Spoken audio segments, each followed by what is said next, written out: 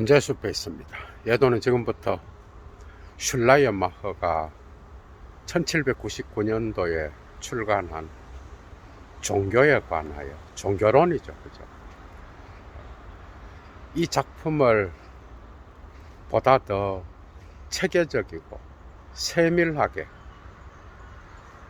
그리고 그 내용에 국한되지 않고 왔다 갔다 하면서 예도의 클래스를 갖고 이 종교론을 여러분들이 정말 잘 소화하고, 그리고 이것을 철학이나 삶에 적용시킬 수 있도록 그렇게 사유여행을 떠나려고 합니다. 이 작품은 정말 그리스도교의 신학을 어떤 종교학, 그리스도교의 테두리 안에 국한되지 않고 그것을 벗어나서 모든 종교인들이 읽어도 전혀 손색이 없는 그런 렐리기온스 비션샤프트, 렐리기온스 필로조피, 종교학이나 종교 철학으로 끌어올려진 어떤 보편적 담론이라고 할 수 있겠죠, 그죠? 오늘날에도 이 작품은 현대인들이 읽었을 때, 불교인이 읽든, 마치 이 작품은 불교인이 읽어도 부처님이 깨달은 그 불교의 존재론, 이게 이 우주론적 이 세계의 생명체로서의 일자, 연기론을 연상시키는 부분이 많고요. 그래서 그리스도교인 뿐만 아니라 불교인도, 그리고 힌두교인, 이슬람교인 다 읽어도 크게 거부 반응이 있을 수 없는, 그러니까 그리스도교의 도그마틱, 교리학이 아니라는 거야, 이 작품은. 이것은 종교 철학 서적이요, 종교학 서적이에요. 그런데 뭔가 매력적인 게 있어. 이 독일의 낭만주의는 불교의 어떤 진리와 얼마든지 대화할 수 있는 부분이 많아, 그죠? 오늘 예도가 여러분들한테 어떻게 풀어드릴지 벌써 가슴이 뛰는데요. 슐라이어마허는 이 작품 위벌 디 렐리기온, 이게 원어로 종교에 관하여요. 그런데 거기 부제가 붙었는데 레덴 안디 게빌데텐 운털 이어렌 별 에히턴 이렇게 나와 있어. 그러니까 종교의 멸시자들 가운데에서 교양인들에게 보내는 강연이야. 뭐 서원도 되겠죠, 그죠? 말도 되고. 그러니까 이게 직역인데 의역하면은 종교를 멸시하는 교양인들에게 하는 말이야. 강연이고 이야기야. 그렇다 그러면 왜 종교를 멸시하는 자들 가운데에서 교양인들에게 이 서언을 전할까? 말을 왜, 이 종교에 관한 말을 왜 교양인들에게 할까? 그것은 그 당시에 독일의 문화를 살펴봐야 되겠죠, 그죠?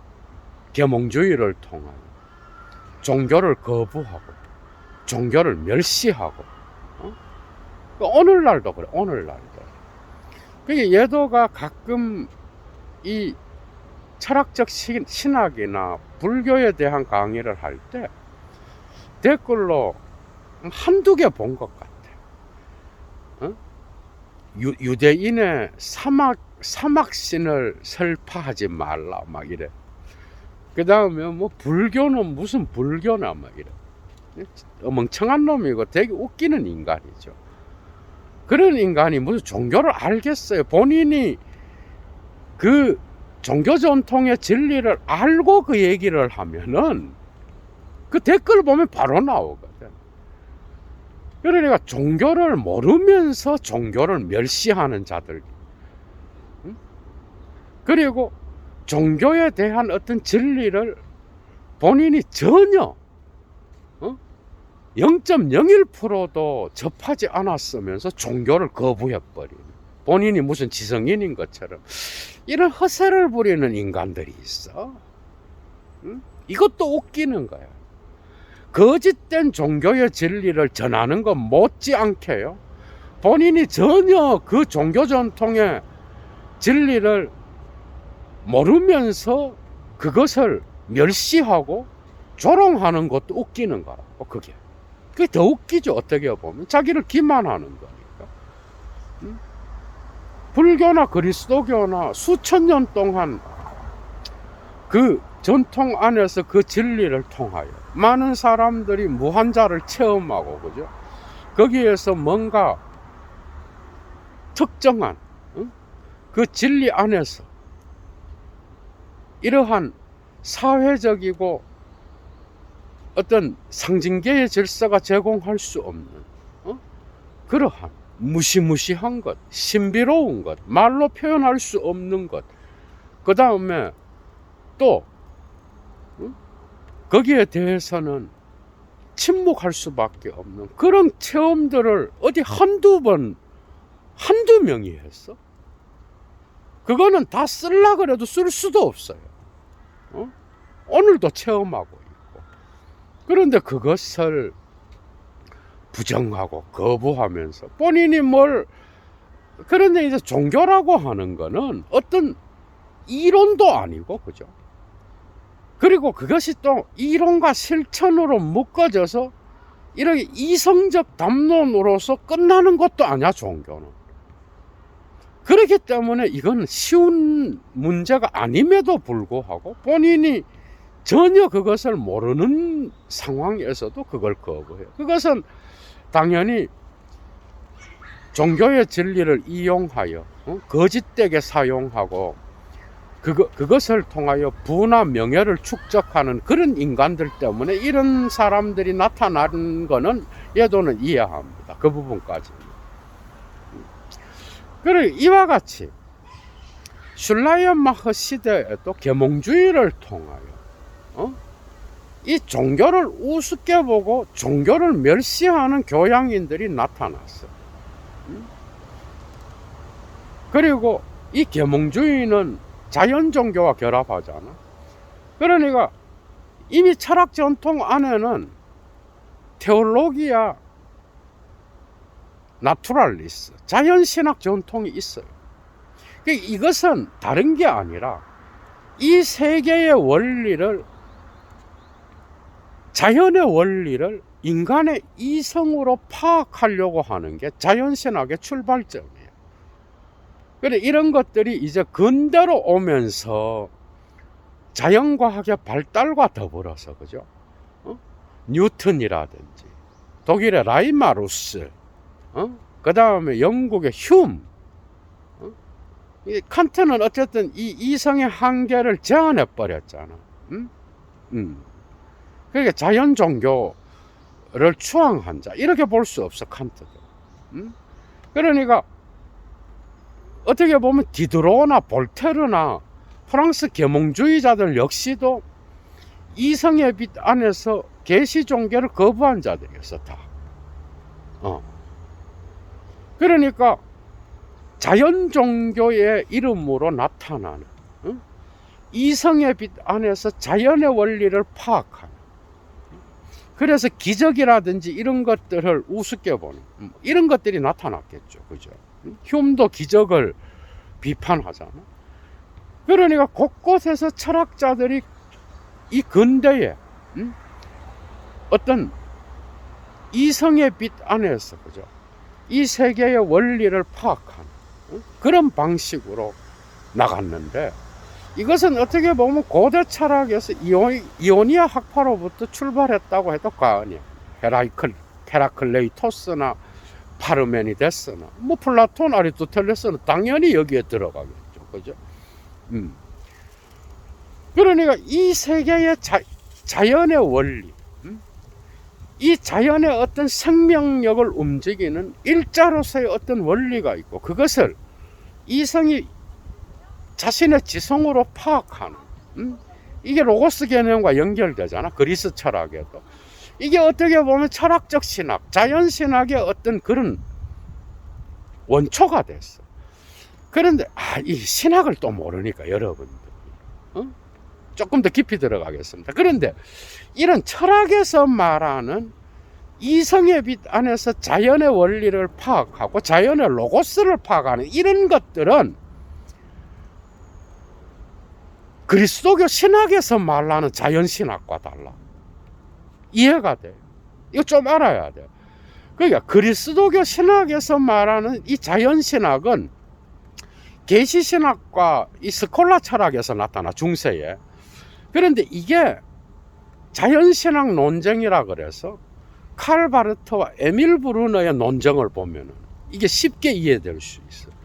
쉽게 말하면 그리스도교 신학 안에서 자연신학과 계시신학을 분리할 때 그 중요한 논점은 이 세계의 어떤 그 피조물로서의 세계겠죠, 그죠? 신이 창조한 이 세계 안에서 하느님을 알 수 있다라고 하는 거예요. 그러니까 만물의 어떤 질서 안에서 그리스도 이외에 어떤 인간의 이성이나 인간의 지성으로 어떤 하느님의 뜻이나 하나님의 어떤 신성이나 하느님의 어떤 그 세계 창조의 원리나 이런 것들을 인식할 수 있다라는, 이게 자연신학에 있어. 그러니까 자연의 질서 안에서 하나님의 어떤 흔적을 인식할 수 있다라는 거예요. 그런데 이제 이게 에밀 브루너의 입장이었고, 칼 바르트는 웃기는 소리 하지 마라. 하나님은 그리스도 이외에는 자기 자신을 알 수 있는 어떤 계시도 준 적이 없다. 막 일어나가는 거예요. 그 당시에 또 1차 세계대전 이후라서 뭔가 이 서구 사회의 이성에 대한 어떤 신뢰가 무너진 그런 시대였잖아. 그죠? 그래서 바르트 쪽으로 가. 그런데 에밀 브루너의 어떤 그 논증은 상당히 탄탄하고 바르트보다 훨씬 더 어느 정도 어떻게 보면 뛰어나다고 할 수 있어. 그러나 그 시대적 배경에 의하여 바르트가 승리한 그런 느낌이 있죠. 그죠? 그런데 성서에는 다 나와. 예를 들면 그리스도를 통하여 하느님을 안다라는 것은 그리스도교 신학의 핵심이야, 기독론. 그런데 자연 안에서 그리스도가 이 세계에 오기 전에도 하느님은 자기를 알 수 있는, 자기의 신성을 알 수 있는 그런 것들을 만물 속에 흔적으로 남겨놨다. 이거 로마서 1장 18절에서 23절에 나와. 그래서 너희가 그리스도를 몰랐다고 이야기를 해도 핑계치 못한다 이거예요. 바울이 이야기했어요. 이런 자연신학도. 그러니까 이런 것들이 이제 신학에서 중요한 논점이 된 거예요. 그런데 이 슐라이어마허는 이런 논쟁들도 중요하고 성서에 나타나는 그리스도 중심을 통한 구원도 중요하고 믿음으로 구원을 받는다는 어떤 이신칭의도 중요하고 다 중요해. 그런데 슐라이어마허는 뭘 생각했는가 하면 이러한 어떤 교의적인 어떤 진리에 대한 인식이나 또한 이런 것들을 실천하는 도덕 법칙으로서의 도덕 종교나 아니면 자연의 빛 안에서 신성을 파악하고 이성의 체계 안에서 종교의 진리를 파악하는 이 종교 철학의 어떤 핵심이잖아. 이런 철학 전통을 받아들인 그리스도교 신학, 이런 것들도 있겠죠, 그죠? 아니면 철학에서 말하는 철학적 어떤 신학과 같은 그런 것들. 자연신학은 이미 고대 철학부터 있었어, 당연히. 이런 것들보다 종교의 본질을 나타낼 수 있는, 렐리기온스 베젠, 종교의 본질을 직접적으로 보여줄 수 있는 게 뭐냐를 사유했다라는 거예요. 그게 슐라이마허한테서 이게 핵심이에요. 그게 종교에 관하여, 종교로는 그 목차가 5개의 강의로 이루어져 있잖아. 제1강은 이 계몽주의를 비판하면서 종교는 니네들이 멸시하는 그런 게 아니다. 종교는 결코 니네들이 합리적 이성을 통하여 무한자를 규정하고, 그 다음에 니네들의 이성으로 이 자연의 질서 안에서 종교적인 체계를 형성하고, 그래서 이성의 합리성 안에 갇혀 있는 게 아니다. 이런 것들을 주로 이야기하지. 그러니까 계몽주의에 대한 대결이 나타나, 1강에서. 그러면서 자기가 종교를 변호하는, 종교는 그런 게 아니고 종교는 이런 것들을 넘어서 있고 보다 더 직접적 경험이다. 그래서 니네들이 말하듯이 종교는 멸시되어야 되고 무신론적으로, 그래서 신 같은 거는 없다. 이런 방식으로 결론을 내리는 그런 게 아니다라는 걸 주로 1강에서 이야기. 2강이 제일 중요해. 2강이 비로소 종교의 본질을 이야기해. 물론 1강에서도 좀 나타나, 이게. 2강이 정말 중요해. 그리고 3강은 종교의 형성의 역사와 뭐 이런 것들을 다루고, 4강은 종교 공동체, 그러니까 진정한 종교의 공동체, 그게 뭔지. 그래서 교회 공동체와 어떤 교회의 제도, 거기에 성직 제도까지 이렇게 나타나. 그런데 이런 것들은 진정한 그리스도의 공동체로서 올바른 공동체가 아니다. 그리스도의 공동체는 제도의 공동체가 아니라 사랑의 공동체다. 뭐 이런 것들을 이제 이야기해요.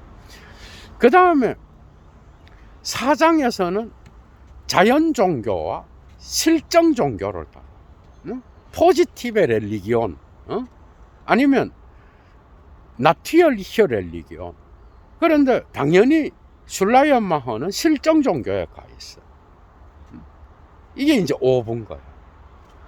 그런데 2부의 종교의 본질이 뭐냐? 이제 여기에서 이 슐라이언마허의 어떤 주장은 단지 그리스도교 신학에 머물지 않아.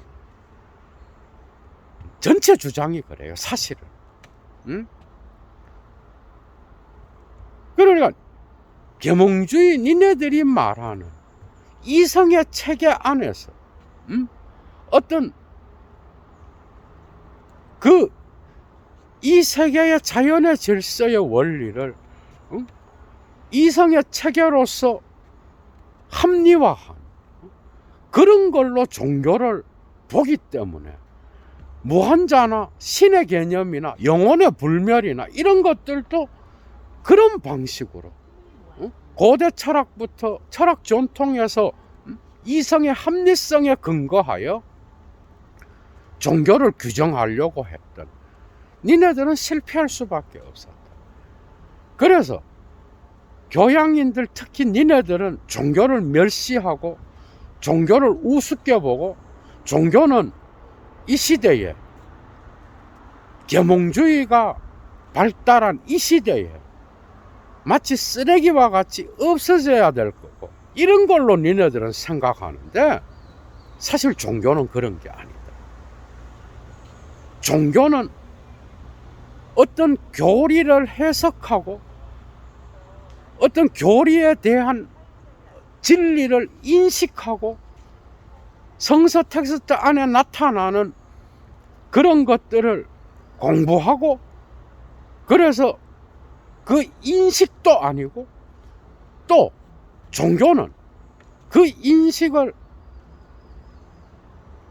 모든 만인의 이성이 동의할 수 있는 정언명법으로서의 도덕 법칙을 실천하는 것도 아니야.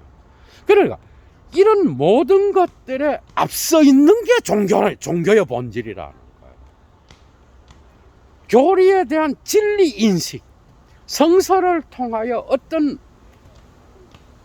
원리를 끄집어내서 거기에서 어떤 진리를 담론으로 만들어 1, 2, 3, 4, 5 이렇게 만들어서 그것을 인식하는 것. 그리고 그 인식에 근거하여 어떤 도덕적 요청을 통하여 이 공동체에서 실천하는 것. 종교가 이런 거에 국한된다 그러면 종교는 당연히 니네들이 말하는 것처럼 없다고도 할 수도 있다.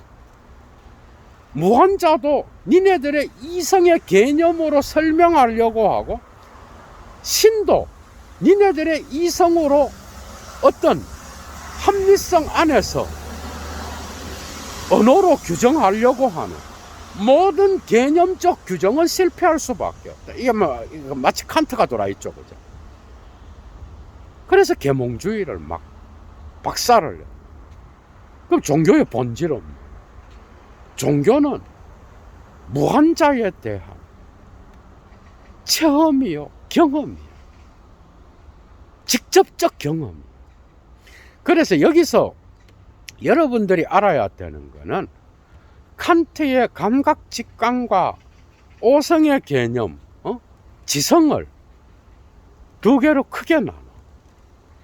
그런데 어떻게 보면은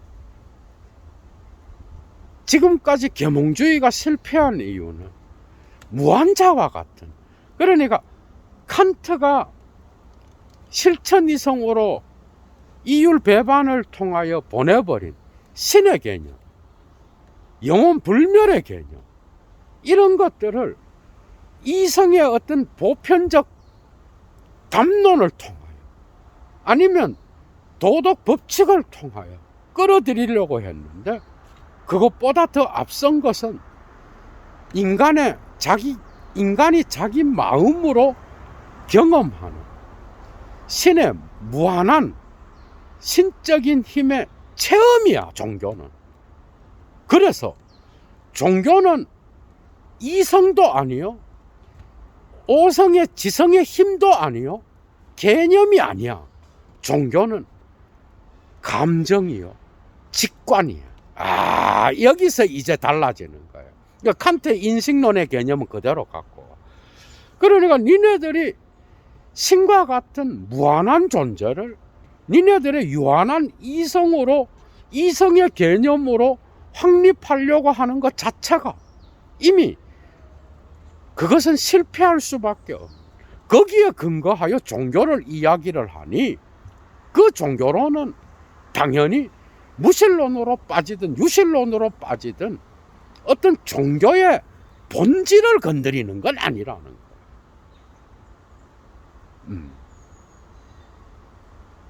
그럼 종교의 본질은 뭐?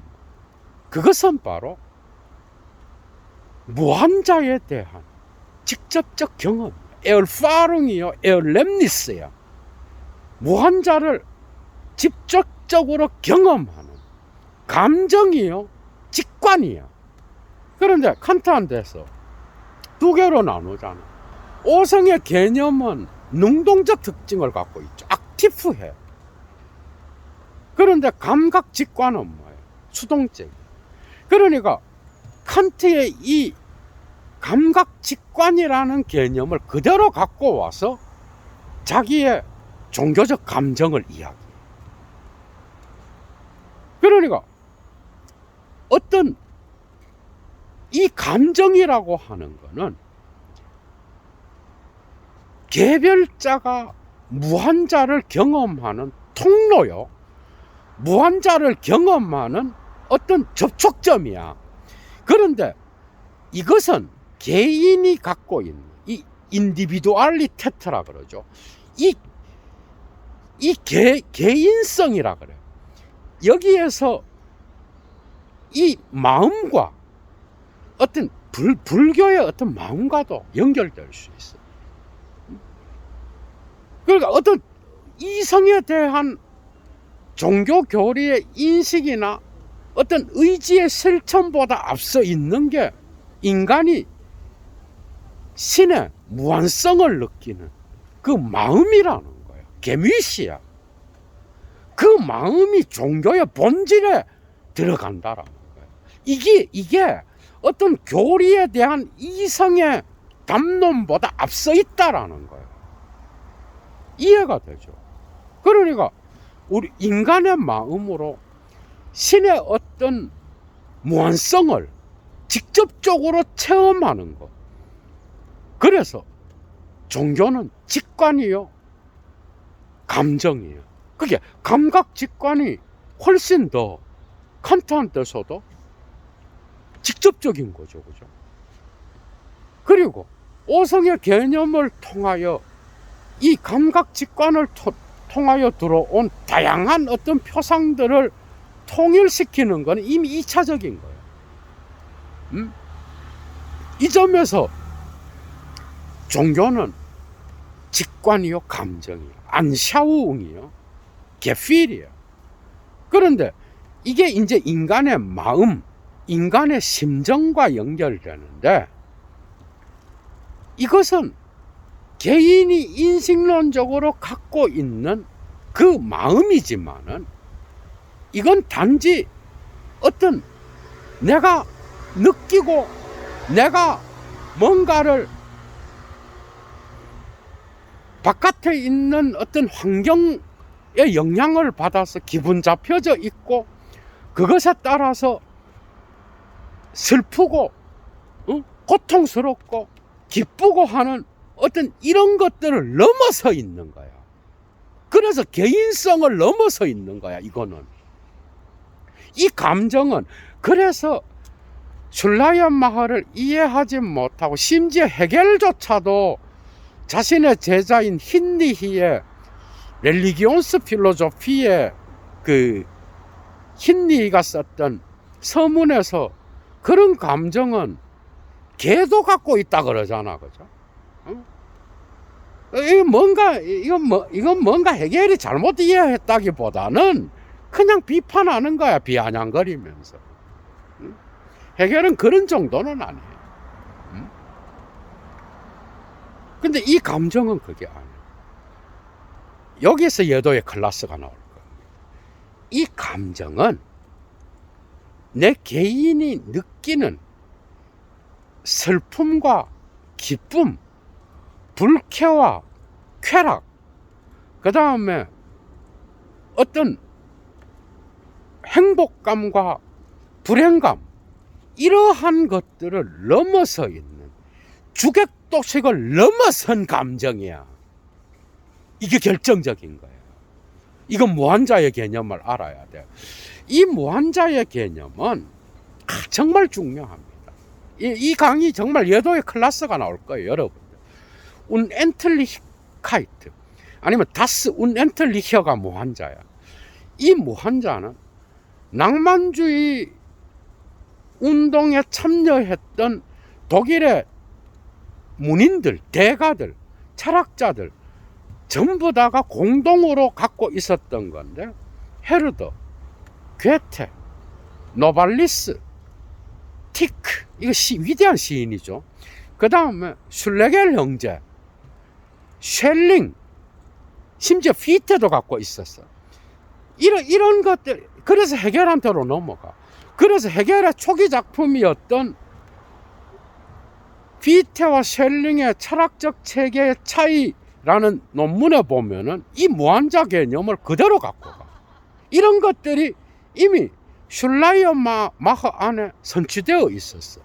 그런데 슐라이언 마허는 또한 슐레겔 형제라든지 아니면 노발리스, 그 다음에 헤르더, 괴테, 실러를 통하여 나타나는 어떤 시적이고 그 다음에 신비적이며 동화적인 어떤 자연의 합의를 통하여 드러나는 어떤 신비주의적인 것, 그러나 말로는 표현할 수 없는 무시무시한 것, 그 다음에 또 종교적인 것, 성스러운 것, 이런 것들에 대한 어떤 인식을 공유하는 그런 게 있는 거예요.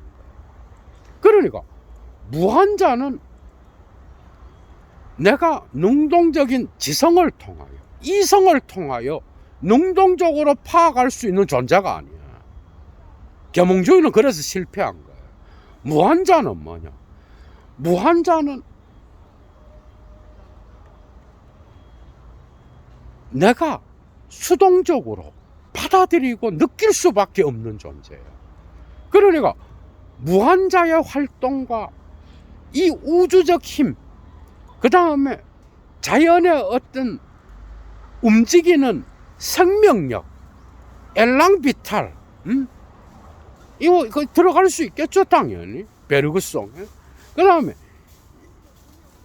새가 울고 봄이 되면은 실록으로 우거지며, 그 다음에 폭포수가 있고 바다가 파도를 치고, 이 우주적 힘이 어디에서나 느껴지는, 그래서 이 세계의 모든 만물이 함께 약동하는 그러한 힘 가운데서 드러나는 무한자야.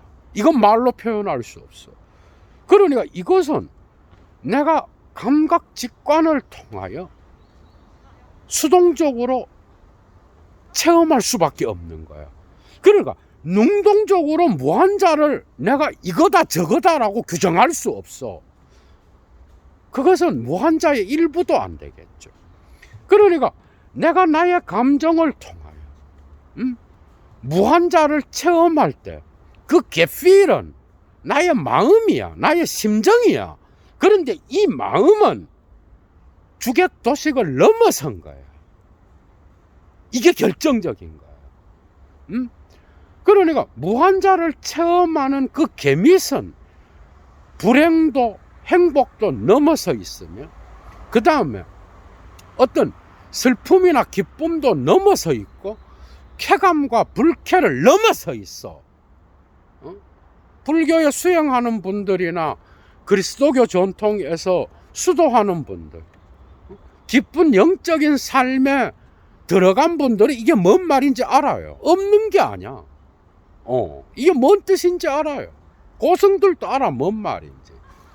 그러니까 나의 어떤 주체와 객체의 어떤 이성적 분리를 통하여 느끼는 쾌와 불쾌의 감정을 넘어서 있는 그런 감정이에요.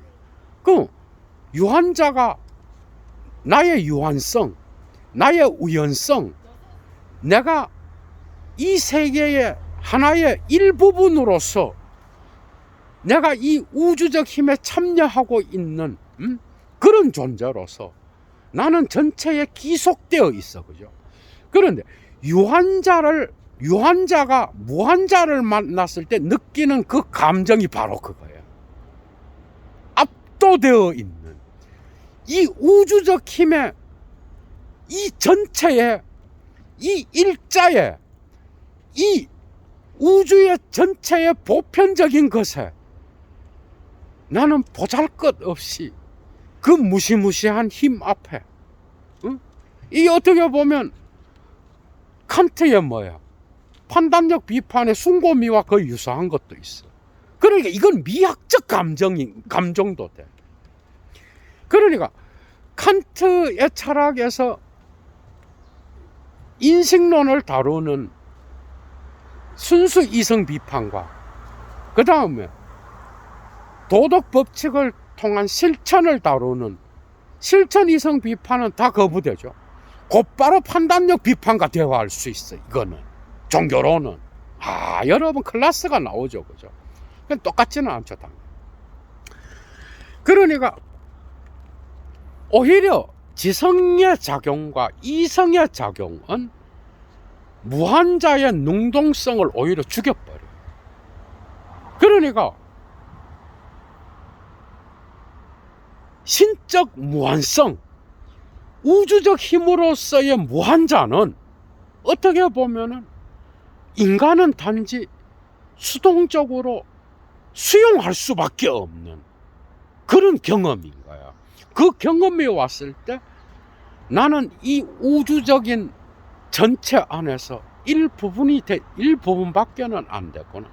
어떤 무시무시한, 그래서 신비한 감정, 숭고한 감정, 미학적 감정이 일어나는 거야. 거기에서 경건한 마음이 일어나는 거야. 프레미히카이트.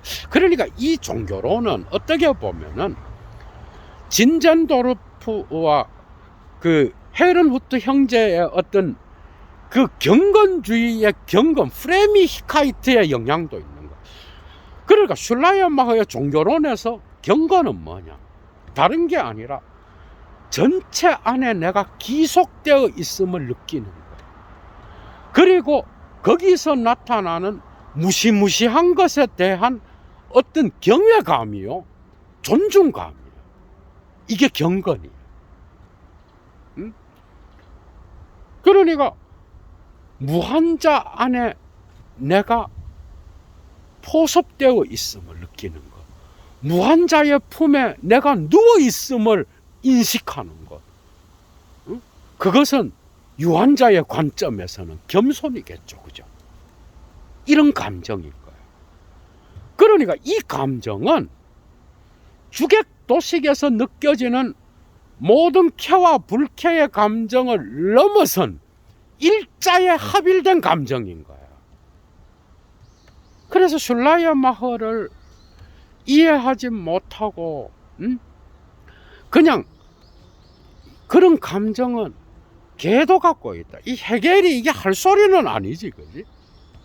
그 헤겔은 여러분들이 알잖아.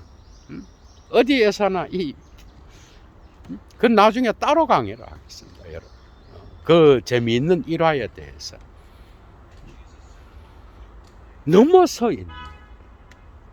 그래서 전체 안에서의 일자를 느끼는 감정, 일자 안에서 전체를 느끼는 것, 전체 안에서 내가 부분임을 느끼는 것이요, 무한자 안에서 내가 유한성을 느끼는 거예요. 그러니까 이 세계의 자연은 뭐죠? 어떤 원자론적인 게 아니라 생명체로서의 자연이에요. 노발루스나 티크나 어떤 슐레겔 형제나 그 다음에 괴테의 시 속에서 살아있는 모든 존재자들이 생명체를 통하여 유기적으로 연결되어 있으며 관계 맺어져 있음, 거기서 나타나는 어떤 쉔하이트 아름다움, 이런 것들도 함께 포함되어 있는. 그러니까 종교로는 미학책도 되는 거예요. 글도 정말 아름다워요. 그러니까 어떻게 보면 이 감정은 유한성 안에서 무한성을, 그죠, 발견하는 거예요. 그런데 그 발견은 내가 무한자 안에, 아니면 이 우주가, 우주의 전체가 무한자 안에 속해 있으며 품어져 있음을 아는 거예요. 무한자의 품에 내가 포옹당하고 있음을 아는 거예요. 이건 이성이 아니야. 이성이 앞서 있는 거야. 이런 감정은 무슨 계몽주의자들이 말하는 이런 성스러운 감정은 무슨 이성으로 그것을 이건 이거다라고 말하지 못하고 말로 경험할 수 없는 어떤 우주의 심령과 같은 거예요. 파악하는 순간 곧바로 그것은 한 부분으로 파편화되어 버려요. 그 전체는 결코 표현할 수 없는 거예요. 어느 누구건 간에. 낭만주의 시인들의 어떤 독일 낭만주의 시인들의 시를 읽어봐. 그 시는 그런 것들을 표현하는 언어의 최고 지점까지 가지만은 그것으로 다 모든 것들이 표현되지 못하잖아, 그죠? 그런 것처럼 언어의 끝 지점에서 언제나 차연될 수밖에 없는 미학적 경험인 거야, 이것은. 그래서 동경과 그 다음에 이 감정이 나타나면 모든 존재자들에 대한 사랑이 나타나고, 그죠? 그리고 그 존재자들을 어떤 객체의 대상으로 본다든지 내가 저것을 지배할 수 있는 인식의 대상으로 보는 게 사라지고 그 관계성 안에서 우주적 조화 안에서 신적 무한자의 어떤 사랑의 힘이 느껴지는 그 과정입니다. 여러분 이런 경험 해본 적 있어요? 이 현대인들은 정말 이 자본주의의 욕망에 갇혀서, 그죠? 이런 것들을 경험할 때도 있긴 있겠지. 대부분이 그냥 TV 보고 그냥 편안하게 욕망이 주는 대로 추구해 가면서 살아가는데 일평생도 한 번도 체험해 보지 못하고 사는 사람도 있는 거야. 그러니까 그딴 거 해서 뭐해 이러지. 돈 되는 것만 해, 이 인간아. 그러면 돈 벌고 돈 되는 것만 하다 죽으면 되잖아, 그죠? 그러니까 슐라이언마허는 종교는 여기에서 이제 슐라이언마허가 고통을 당한 거예요. 그래서 이 작품은 익명으로 나왔다는 말이 있어요. 그러니까 이런 이야기를 하게 되면 뭐가 나타? 이미 그리스도교 신학 안에서는 신은 이런 분이다. 신론에서 이미 규정하고 있죠. 그 다음에 도그마틱에서 어떤 영혼은 불멸한다라고 이야기하고, 곳곳에서 신학은 자연신학의 영향을 받아서 서구 형이상학의 영향을 받아서 도그마틱화 되어서 신은 이런 방식으로 어떤 범위다라고 규정하잖아. 그런데 이것은 죽은 거야. 이거는 이런 것들은 형이상학이요, 또 이런 것들에 대한 어떤 규정을 통하여 실천을 가르친다고 해도 이미 2차적인 거예요.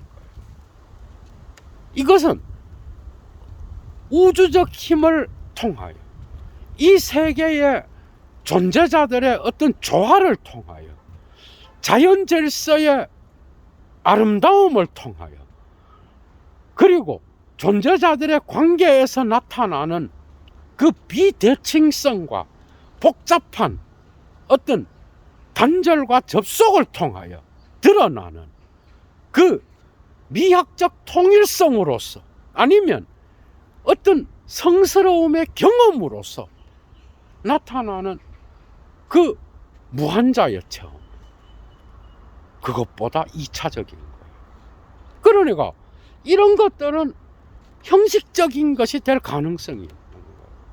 절대적인 어떤 신에게 내가, 무한자에게 내가 의존해 있다고 하는 그 영적인 체험 없이 어떤 교리를 인식하고 형이상학을 통하여 신을 백날 공부를 하고 그 다음에 어떤 신의 교리를 도덕 법칙으로서 실천하는 이런 것들만을 갖고는 결코 영성의 어떤 영적인 힘을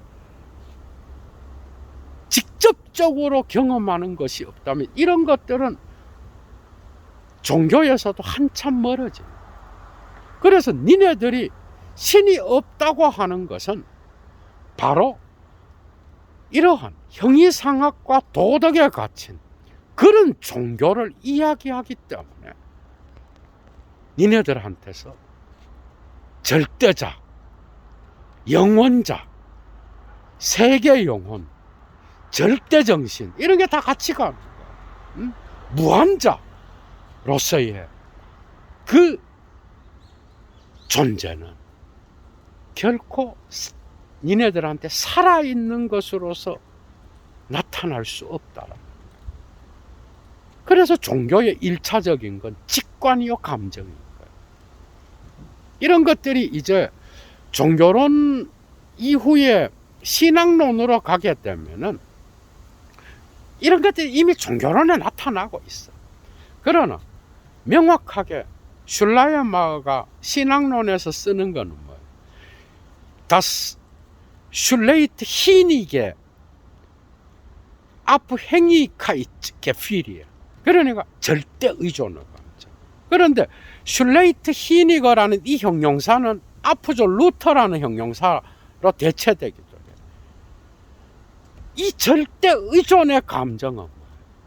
신앙론에서 이 개념에 근거하여 기독론과 신론과 교회론과 윤리학, 이 모든 조직신학의 주제들이 이 개념을 통하여 다시 재설정되는데, 이건 다른 게 아니라 모든 종교적 체험에 앞서 있는 걸로서. 그래서 슐라이어마허는 종교론에서 이런 말을, 종교의 본질은 이성이요, 도덕이요, 형이상학이요, 이런 게 아니라 바로 무한자에 대한 감각으로서, 무한자에 대한 취향으로서, 미학 개념이 다 나타나죠. 그죠? 칸트에 드러나는 안샤우, 직관이요, 게필, 감정인데, 이 직관과 감정은 바로 종교적 선언이라 그래요. 다스 렐리기 유제 아프레 오리, 이렇게 말해요. 그러니까 종교적 선언은 뭔가 하면 칸트가 말했던 인식론에서 선언이 있잖아.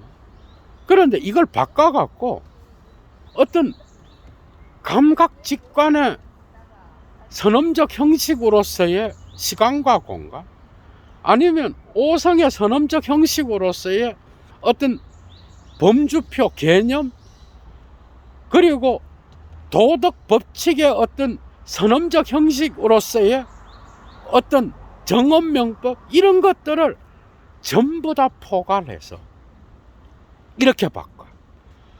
종교의 선언은 직관이요 감정인데, 이 모든 것들은 인식론적인 어떤 형이상학의 진리 파악, 그 다음에 도덕 법칙으로서의 어떤 실천 행위에 앞서 있는 그 두 가지를 근거하고 있는 어떤 선언 형식이라는 거예요. 이렇게 바꿔버려. 그러니까 종교적 선언으로서의 감정과 직관은, 이건 물론 인식론적 감각 직관이 아니에요. 칸트의 예도가 이미 앞에 설명했어. 이 종교적 체험을 할 수 있는 개인성이 갖고 있는 이 심정, 마음에서 드러나는, 무한자와 만났을 때 드러나는 이 감정, 직관, 이것은 인간의 인식행위와 실천행위를 선언적으로 규정하는 근거선언이라는 거예요. 이렇게 나가버려. 칸트는 이런 식으로 수정해버려. 그러니까 이 경험은 모든 경험에 앞서 있는 인간의 삶의 근본적인 어떤 선언 형식으로서 종교적 선언이라. 이 성스러움의 경험이 없다면 우리네 삶도 얼마나 척박하고 뭔가 단순하겠어. 그래서 이 경험은 뭐예요? 마지막입니다. 이 경험은 유일례적 경험이요, 매 순간 다르게 나타날 수 있는 개방성으로서의 경험이에요. 마치 하이데거가 연상돼. 그러니까 이것은 바울이 말하는 그리스도 안에 있는 자는 언제나 새로운 피조물이라 그러잖아. 그러니까 자연신학을 통하여 이성의 빛 안에서 무한자나 신의 개념을 규정하는 자연 종교의 어떤 틀은 이미 어떤 체험을 이론화하여 이성적으로 파악하려고 하지만 이것은 이미 지나간 거야. 이건 죽은 거야. 그런데 5장에서 말하는 실정 종교는 다른 게 아니라 바로 자기가 말하는 이 무한자에 대한 직접적 경험으로서의 감정과 직관은 매 순간 유일해적인 것으로서 언제나 미래에 열려있는, 언제나 새로운 경험으로서 나타나는 그런 거라. 그래서 죽은 종교를 살아있게 만드는, 그래서 실정 종교를 자연 종교보다 더 높이 자리매김하고 있다라는 거예요. 슐라이엄마. 그래서 이 실정 종교의 핵심은 새로운 경험으로서 나타나는 죽은 종교의 어떤 이성의 담론으로서의 형식은 이것보다 언제나 뒤늦은 파악이라고 하는 거예요. 이 실정 종교의 새로운 체험으로서의 어떻게 보면 절대 의존의 감정을 통하여 나타나는 종교적 체험, 지금 일어나는 새로운 경험으로서 매 순간 다른 방식으로 체험되는 유일내적 경험으로서의 이것은 실정 종교의 핵심을 이루는 건데, 이것은 언제나 자연 종교의 뒤늦은 어떤 형식주의를 해체할 수 있는 생명력이요 종교를 진정으로 살아있게 만드는 그런 개념이라고 합니다. 이런 것들이 슐라이언마허가 이야기하려고 하는, 특히 계몽주의의 종교를 멸시하는 교양인들에게 말하려고 했던 핵심적 개념이었다. 그렇죠, 그죠? 이러한 영적 체험, 영적인 어떤 경험이 모든 교리의 어떤 인식이나 실천보다 앞서 있는 거예요. 이것은 살아있게 하는 거예요. 종교를 진정으로 살아있게 만드는 그런 경험인 거예요. 이러한 경험을 하는 자의 공동체는 결코 제도에 묶여서 교회 공동체가 하듯이 어떤 성직자는 설교를 하고 교인들은 설교를 듣고 명령하고 명령을 받는 이런 위계 질서가 아닌 서로 형제로서 교제하는, 그래서 브리덜 게마인드, 형제 공동체로서의 이런 것들도 어떻게 보면 모라비안 경건주의에서 나타나는 현상이에요. 그래서 형제로서 사랑의 공동체로 묶여있는, 서로가 서로에게 귀를 기울이면서 자신의 그 종교적 체험으로서의 그 경건함을 교제를 통하여 나눌 수 있는 그런 공동체가 참다운 공동체다. 이렇게 하면서 이제 4장을 이야기하는데요.